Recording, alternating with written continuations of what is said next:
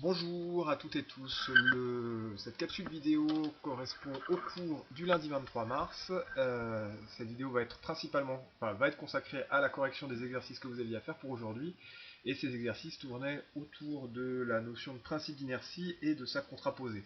Donc nous commençons par l'exercice 1 qui est projeté ici. Donc ce document, vous l'avez sur l'ENT. Donc dans le domaine du point matériel, eh bien, dans ce modèle de point matériel, on simplifie la représentation d'un système par un point, donc c'est la réponse A. Évidemment, on perd des informations, mais on simplifie aussi notre travail. Et en seconde, première et terminale au lycée, donc on sera toujours dans le modèle du point matériel, c'est-à-dire que notre système sera circonscrit à un point. Deuxième question, lorsque les forces se compensent, cela signifie que leur somme vectorielle est nulle. Quand des forces se compensent, ça veut dire qu'on les retrouve avec un vecteur nul. Donc si par exemple on a deux forces, si deux forces se compensent, on va se retrouver dans cette situation-là, c'est-à-dire qu'on aura même direction, même norme, mais sans s'opposer. Si vous faites la somme vectorielle de ces deux forces, qui sont représentées ici, F1 en bleu et F2 en rouge, et bien la somme vectorielle de ces deux forces, ça nous fait le vecteur nul. Troisième question, si deux forces exercées sur un système se compensent, alors ce système peut être immobile. Réponse C. Les deux seules possibilités pour un système qui est soumis à des forces qui se compensent, c'est soit il est immobile et donc il reste immobile, donc là c'est la réponse C, soit il a un mouvement et ce mouvement ne peut être que rectiligne uniforme. Un petit rappel ici, c'est le principe d'inertie. Quand on a un système qui est soumis à des forces qui se compensent, si le système est immobile, il reste immobile, ou alors son mouvement sera rectiligne uniforme s'il a un mouvement. Et donc ça veut dire que si la somme des forces est égale au vecteur nul, le vecteur vitesse est constant ou nul. Et réciproquement, si le vecteur vitesse est constant ou nul, alors ça signifie que la somme des forces est nulle. Donc là, si un système est en mouvement rectiligne accéléré, donc là on va pouvoir appliquer la contraposée du principe d'inertie. Le principe d'inertie, c'est si les forces se compensent, le mouvement est rectiligne uniforme ou alors le système est immobile. Et la contraposée, c'est si le mouvement n'est pas rectiligne uniforme ou si le système n'est pas immobile, et qui n'a pas un mouvement rectiligne uniforme, eh bien la somme des forces n'est pas nulle. Donc là, si un système est en mouvement rectiligne accéléré, eh bien les forces qui s'exercent sur lui ne se compensent pas. Donc la somme des forces n'est pas nulle. On ne peut pas dire que les forces se compensent, sinon le système serait immobile ou en mouvement rectiligne uniforme. Donc la réponse B, ici pour la question 4. Exercice 2, si le vecteur vitesse d'un système varie entre deux instants, eh bien ça signifie que les forces qui s'exercent sur lui ne se compensent pas. On est dans la situation de la contraposée du principe d'inertie. Le vecteur vitesse varie, il n'est pas constant ou nul, donc les forces qui s'exercent sur lui ne se compensent pas. Le principe d'inertie, c'est vecteur vitesse constant ou nul, les forces se compensent.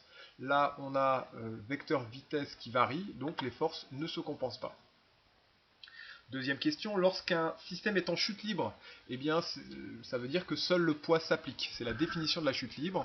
Quand on a un système qui est en chute libre, ça veut dire que la seule force qui s'exerce sur notre système, c'est son poids. Troisième question, un système tombe en chute libre à la surface de la Terre, donc son mouvement ne peut pas être équilibre uniforme puisque les forces ne se compensent pas, puisqu'on a une seule force, le poids. Le mouvement ne va pas être décéléré, mais accéléré. Donc là, quand il tombe, on va avoir un mouvement rectiligne accéléré. Donc la distance entre chaque point va augmenter entre chaque instant. Question 4, on a une représentation des forces s'exerçant sur un système ici. Donc là, on voit que les deux forces ont même direction, qu'elles ont même norme et qu'elles ont sens opposé. Ça signifie que ces forces se compensent. Donc le système peut soit être immobile, soit avoir un mouvement rectiligne uniforme. Ici, on vous proposait le système peut être immobile, réponse B. Et donc là, les deux autres réponses ne convenaient pas. Donc là, vous avez la correction ici avec le récapitulatif de ce qu'il fallait mettre. On passe à l'exercice 10. Donc on vous disait qu'on reprenait le système du parachutiste avec son parachute, soumis à des forces qui donc soumis à deux forces qui se compensent dans le référentiel terrestre, le poids et les frottements exercés par l'air. On vous demandait de représenter le système comme un point matériel et dessiner les deux forces qui s'appliquent lors de la chute. Donc quand vous faites cette représentation, faites bien attention, il faut que les deux forces aient même direction, même norme et sens opposé. Donc là, il n'y avait aucune valeur qui était fournie, donc pas de souci d'échelle. Donc on avait la force exercée par l'air sur le système, la force exercée par la Terre sur le système, hein, c'est-à-dire le poids. Et donc représenter ces deux vecteurs avec même direction, même norme, sens opposé. Une chronophotographie du mouvement de système, et donc il fallait justifier le schéma. Donc on sait que comme les forces se pensent, c'est bien, d'après le principe d'inertie, le mouvement va être rectiligne uniforme. On représentait par le système du point matériel, donc juste avec une croix pour représenter le système parachutiste plus parachute. Donc vous faisiez des points, des croix qui étaient à intervalles de temps réguliers qui étaient distantes de la même distance justement. Donc là on avait ici des points qui étaient régulièrement espacés, ce qui signifiait que on parcourait la même distance dans le même intervalle de temps, donc la vitesse était constante. Et puis la trajectoire était rectiligne. Donc on a une trajectoire rectiligne, donc le mouvement est rectiligne, la trajectoire est une droite plutôt, donc le mouvement est rectiligne. La vitesse est constante puisqu'on parcourt des distances égales en des durées égales, donc le mouvement est rectiligne uniforme. Les forces se compensent, le mouvement du système est rectiligne uniforme d'après le principe d'inertie. Alors ensuite, on vous dit qu'une caisse glisse sans frottement sur un plan incliné. Donc vous aviez la chronophotographie du mouvement qui était représentée ici. On vous demandait de reproduire ce schéma et de tracer le vecteur vitesse au point 3 et 5 sans souci d'échelle. Alors sans souci d'échelle, ici donc il fallait respecter la direction et le sens, mais il fallait aussi respecter le fait que même s'il n'y avait pas d'échelle à prendre, que la vitesse en V5 va être plus grande que la vitesse en V3, puisqu'on voit que V3 ça va être le vecteur M3 M4 divisé par le temps ici, et V5 ça va être le vecteur M5 M6 divisé par le temps mis par le point pour aller par le système plutôt pour aller du point 5 au point 6. Donc on voit qu'on a une distance plus grande, les durées sont les mêmes entre chaque point, donc la valeur de la vitesse en V5 sera plus grande que la valeur de la vitesse en V3, donc vous faisiez un vecteur vitesse en V5 qui était plus grand, plus long que le vecteur vitesse en V3. Même direction, tangent à la trajectoire, même sens celui du mouvement, donc ça vous donnait des vecteurs comme ça avec V5 plus grand que V3. Alors les forces qui s'appliquent sur la caisse. Donc on vous disait que la caisse glisse sans frottement sur un plan incliné. Donc on avait deux forces qui s'exerçaient sur la caisse. La force exercée par le support sur le système, qu'on appelle souvent la réaction du support, qu'on note souvent R, et la force exercée par la Terre sur le système, eh bien, qu'on appelle aussi le poids. Donc ici, comme on n'avait pas de frottement, la force exercée par le support sur le système, on le faisait perpendiculaire au plan. Et le poids est toujours vertical vers le bas. Donc on avait ces deux forces, la réaction du support, perpendiculaire au support, et le poids vertical. Donc là c'était sans souci d'échelle. Question 3, on vous demandait de représenter sans souci d'échelle toujours la somme des forces au point 4.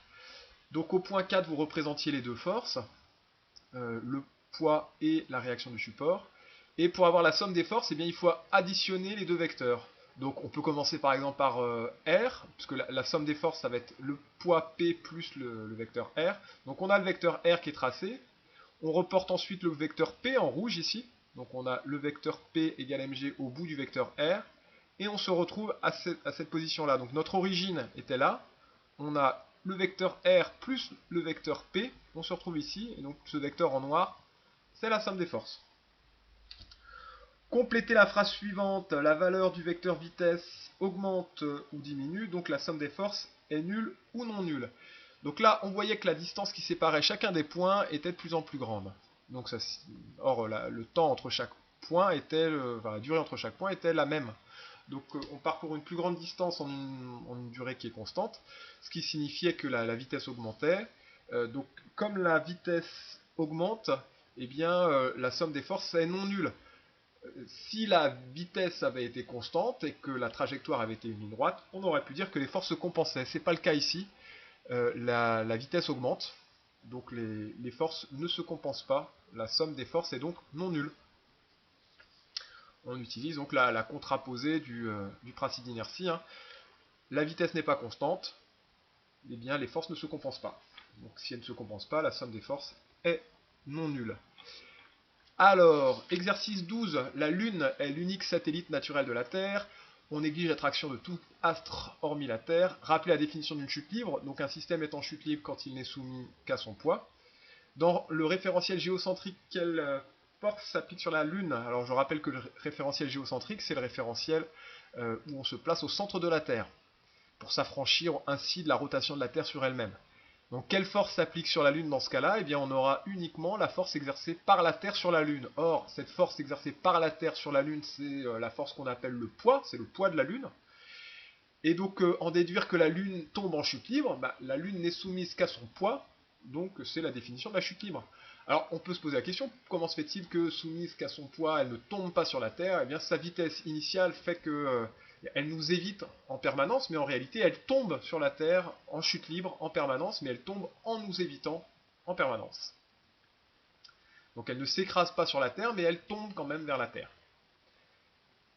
Si elle n'était pas soumise à cette force exercée par la Terre sur la Lune, donc au poids de la Lune, eh bien elle aurait un mouvement rectiligne uniforme, puisque les forces, la somme des forces serait nulle. Alors ensuite l'exercice 15 avec la skieuse sur le téléski. Il fallait commencer par représenter sans souci d'échelle les forces qui s'appliquent sur la skieuse. Donc un petit diagramme objet-interaction permet d'éviter d'oublier des interactions et donc des forces. On a la force exercée par la perche sur la skieuse, interaction de contact. On a la force exercée par la terre sur la skieuse, donc le poids, interaction à distance. On a la force exercée par le support sur la skieuse, donc qui l'empêche de traverser. Puis on a les forces de frottement exercées par la neige ici. Donc ça nous donnait ces quatre forces ici, donc la force exercée par la perche, la réaction du support et la force de frottement, et le poids. Donc la force exercée par la perche, elle avait la même direction que la perche. La direction du poids, c'est la verticale. La réaction du support perpendiculaire au support, et la force de frottement parallèle au support. Et donc dans le sens opposé, puisque la force de frottement nuit au déplacement, s'oppose au déplacement. Que dire de la somme des forces lorsque la skieuse accélère? Alors, si elle accélère, ça signifie qu'elle ne va pas avoir un mouvement rectiligne uniforme, donc les forces ne se compensent pas. Et lorsqu'elle est tirée à vitesse constante, donc là sa trajectoire c'est une droite, donc le mouvement est rectiligne, la vitesse est constante, donc le mouvement est rectiligne uniforme, les forces se compensent. D'après le principe d'inertie, lorsqu'elle a un mouvement rectiligne uniforme, les forces se compensent. Alors, exercice 22, on vous dit que le ventriglisse est une discipline qui consiste à s'élancer sur une bâche recouverte d'eau savonneuse, que la Fédération française de ventriglisse essaie de la faire discipline olympique pour 2024. Bon, on peut penser qu'ils auront du mal à l'imposer. Donc là, on vous dit que Oliver, dont la masse est de 70 kg, s'élance avec une vitesse initiale de 5 mètres par seconde sur une piste rectiligne dans le référentiel terrestre. Alors, dernière phrase importante, les frottements de la bâche sont considérés comme négligeables. À quelle force est soumis Oliver? Donc là, diagramme objet-interaction. Il est en interaction de contact avec la bâche et en interaction à distance avec la Terre. Il va donc être soumis à deux forces. Son poids, la force exercée donc par la Terre sur Oliver, et la force exercée par la bâche sur Oliver, donc la réaction du support. Donc pour représenter ces forces sur un schéma avec pour échelle 1 cm pour 200 N, donc pour le poids on commence par calculer la valeur du poids, P égale mg. On a la masse d'Oliver, 70 kg, et G, l'intensité de la pesanteur, donc était dans le cours, on ne vous la rappelait pas ici, vous n'avez pas à connaître cette valeur, elle vous serait forcément donnée dans les données d'un devoir. Donc 70 fois 9,81, ça nous fait 687 newtons. Donc comme l'échelle qui est fournie c'est 1 cm pour 200 newtons, ça signifie qu'on aura un vecteur qui sera vertical vers le bas, et de longueur 3,4 cm. Alors, Oliver glisse sur la bâche, il ne s'enfonce pas, il ne décolle pas, ça signifie que la force exercée par la bâche sur Oliver est opposée au poids. Elle n'est pas plus importante que le poids, sinon Oliver décollerait de la bâche. Elle n'est pas moins importante que le poids, sinon Oliver s'enfoncerait dans le sol. C'est pas ce qui se passe. Donc la réaction du sol est également représentée par une flèche de 3,4 cm, puisqu'elle aura la même valeur que le poids, 687 newtons. Donc le poids et la réaction du sol se compensent. Donc on a deux vecteurs opposés, avec même direction, même norme, et sans s'opposer. Que peut-on en déduire de la trajectoire d'Oliver? Eh bien, comme les forces se compensent, d'après le principe d'inertie, le mouvement sera rectiligne uniforme. Que se passerait-il si la piste était infinie? Ben, il continuerait à vitesse constante indéfiniment. Est-ce que l'approximation faite sur les frottements est réaliste? Eh bien non, hein. Là, objectivement, on sait bien que Oliver va finir par ralentir à cause des frottements. Le fait que cette phrase ici, l'approximation, les frottements de la bâche sont considérés comme négligeables. Bon, c'est inexact, on ne peut pas négliger les frottements de la bâche. Oliver va finir par s'arrêter puisque les frottements le ralentissent. Donc les frottements d'Oliver sur la bâche savonnée doivent être pris en compte. Et donc nous terminons par l'exercice 23, dernier exercice que vous aviez à traiter pour aujourd'hui. Donc un parachutiste saute sans vitesse initiale d'un hélicoptère en vol stationnaire. Après quelques secondes en chute libre, il ouvre son parachute. Les frottements dus à l'air sur la toile s'expriment par une force opposée au mouvement, dont la valeur est proportionnelle au carré de la vitesse. F égale K fois V carré. F, c'est la force de frottement de l'air, donc la force exercée par l'air sur le parachutiste et son équipement. K, c'est un coefficient de proportionnalité, qu'on appelle le coefficient de frottement. Et V, c'est la vitesse du parachutiste. Les différentes phases du mouvement, eh bien, on le voit bien sur ce diagramme d'évolution de la vitesse ici. On a une première partie qui est une chute libre, en tout cas considérée comme telle. Hein. C'est évidemment inexact parce que les frottements de l'air s'exercent même quand le parachute n'est pas ouvert. Donc on a une première partie, d'après l'énoncé, en chute libre entre 0 et à peu près 12 secondes. Ensuite, on a une deuxième partie où on a l'ouverture du parachute, donc la vitesse chute brutalement. Et puis on a une dernière partie où la vitesse se stabilise. Et donc on continue à descendre, mais à vitesse constante. Donc une vitesse d'à peu près 7 mètres par seconde. Donc chute libre, on passe de 0 à 52 mètres par seconde. Ensuite, la vitesse chute pendant l'ouverture du parachute de 52 à 12 mètres par seconde. Et enfin, elle se stabilise de 52 à 7 mètres par seconde, pardon, et enfin, elle se stabilise à environ 7 mètres par seconde. Comment varie la norme du vecteur vitesse entre 0 et 15 secondes? Eh bien, elle augmente d'abord, elle diminue ensuite. Que peut-on en déduire? On peut en déduire que les forces ne se compensent pas. Commenté ici, les forces ne se compensent pas puisque la vitesse n'est pas constante. À quelle force est soumis le système entre 0 et 12 secondes? On nous dit qu'au départ, on est en chute libre. Donc entre 0 et 12 secondes, on est en chute libre, donc soumis uniquement à son poids. Bon, je vous le disais, c'est une approximation, mais on est dans le cadre de cet exercice. Question 4. Lorsque le parachute est ouvert, on vous dit que la constante de frottement, elle vaut 10 newtons seconde carré mètre moins 2. Calculez l'intensité de la force de frottement à l'instant où le parachutiste ouvre son parachute. Donc cet instant, c'est 12 secondes. On a une vitesse qui vaut 52 mètres par seconde. Donc la force qui vaut K fois V carré, ça nous fera 10 fois 52 au carré. Et 10 fois 52 au carré, ça nous fait 27 000. Donc on a une force de frottement qui vaut 27 000 newtons quand le parachutiste ouvre son parachute.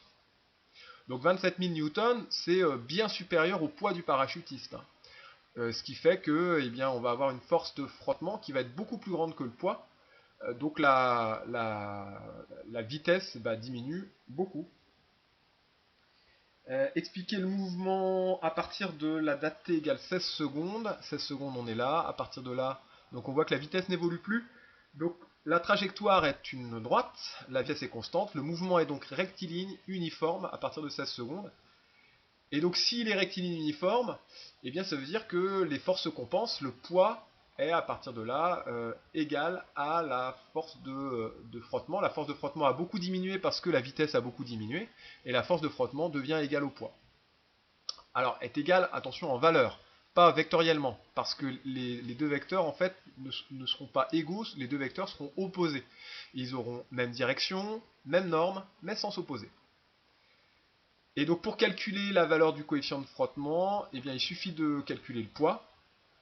Le poids du parachutiste, P égale mg, fait 883 newtons. Ce poids, il va être égal à la force de frottement, puisqu'on a un mouvement rectiligne uniforme, donc les forces se compensent. Et donc F égale 883 newtons. Comme on sait que F égale K fois V carré, K sera égal à F sur V carré. On a la valeur de la force de frottement, on a la vitesse, on n'oublie pas de la mettre au carré. Et donc ça nous fait 18 newtons mètre carré seconde moins 2.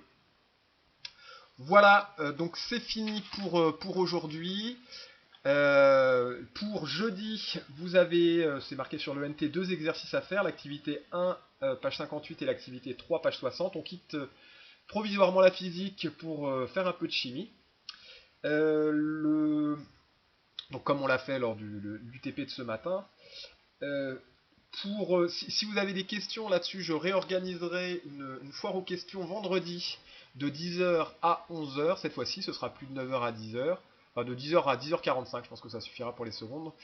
Donc n'hésitez pas à vous rendre sur le lien que je vous remettrai sur le NT. C'est le même que la dernière fois. Pour poser vos questions donc via le chat de la classe virtuelle du CNED. Voilà, alors c'est fini pour aujourd'hui. Bon travail, bon courage et à bientôt.